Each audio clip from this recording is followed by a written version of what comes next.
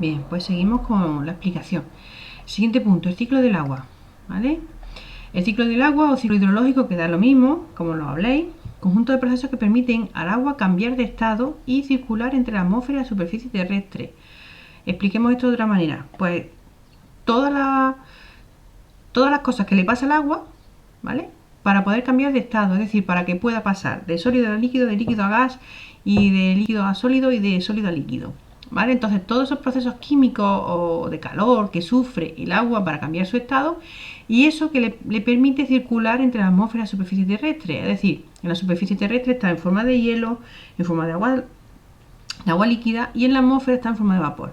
Pues todo lo que le ocurre al agua para pasar desde la superficie terrestre hasta la atmósfera y al contrario desde la atmósfera a la superficie terrestre es un movimiento cíclico y es lo que se conoce como ciclo del agua, ¿vale?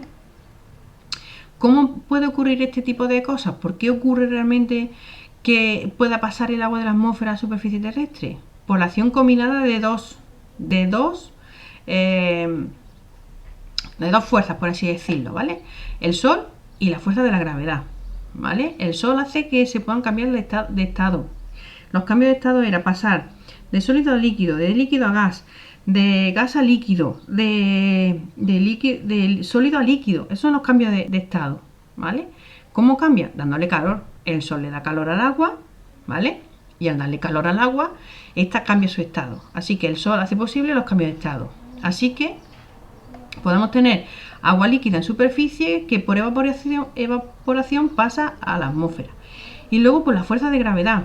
Cuando el vapor de agua se condensa y las gotitas de agua empiezan a pesar, pues la fuerza de gravedad tira de ellas hacia la superficie de la Tierra y llueve.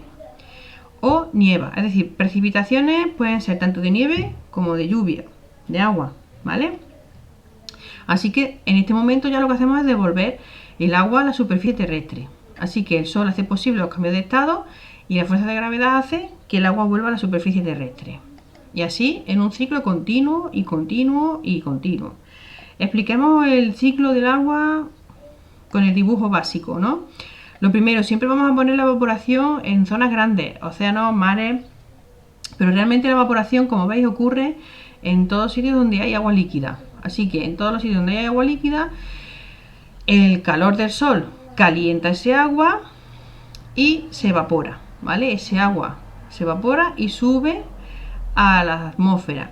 Ahí se enfría y da lugar a las nubes, ¿vale?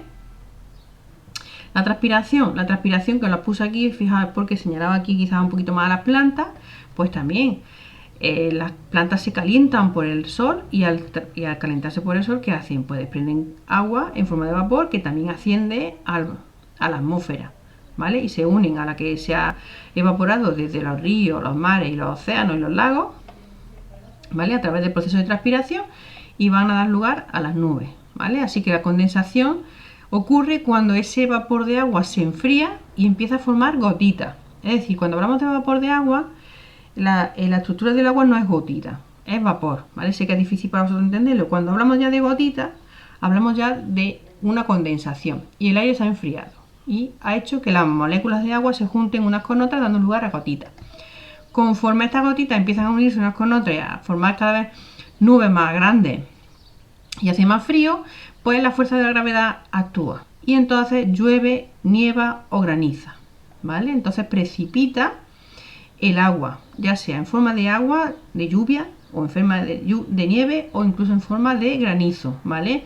El granizo se forma porque las nubes son enormemente grandes, ¿vale? Y esas gotitas de hielo, por el movimiento del viento, se mueven en esas nubes y se van uniendo unas a otras, se van enfriando cada vez más, cada vez más, cada vez más y forma hielo, ¿vale? El granizo es hielo puro y duro. La nieve es otro tipo de estructura de agua, que aquí no vamos a entrar a tratar, ¿vale? Entonces, ¿qué ocurre? Pues cuando esas nieves le da el calor otra vez, el sol, pues se funden y da lugar a las aguas superficiales. Cuando llueve, da lugar también a aguas superficiales, arroyos, torrentes, ríos. Es lo que se conoce como aguas de escorrentía, que corren por la superficie. Escorrentías que corren por la superficie, ríos y demás, ¿vale? Lo he dicho aquí, aguas de escorrentía superficie son las aguas superficiales que se forman cuando llueve y entonces la fuerza de la gravedad también, esto está más alto, esto, claro, estoy señalando con el puntero. las montañas están más altas que la playa y que el océano, por tanto por gravedad también van a ir cayendo, ¿vale? Van a ir cayendo los ríos, los arroyos, los torrentes y terminarán cayendo todos al final hacia los océanos, ¿vale? Escorrentía de superficie es que las aguas corren por superficie. El agua que no corre por superficie, que se infiltra, ¿vale? Que se infiltra, dará lugar a las aguas subterráneas, ¿vale? Va entrando poco a poco por la superficie de la Tierra hasta almacenarse en esas cuevas subterráneas que existen. Y muchas de ellas también harán que por fuerza de gravedad poco a poco esas aguas terminen cayendo a los océanos. Esto en menor proporción, pero siempre irán cayendo también agua hacia los océanos, siempre por gravedad. Como digo, los continentes están siempre por encima del nivel del mar, por tanto por gravedad todo caerá.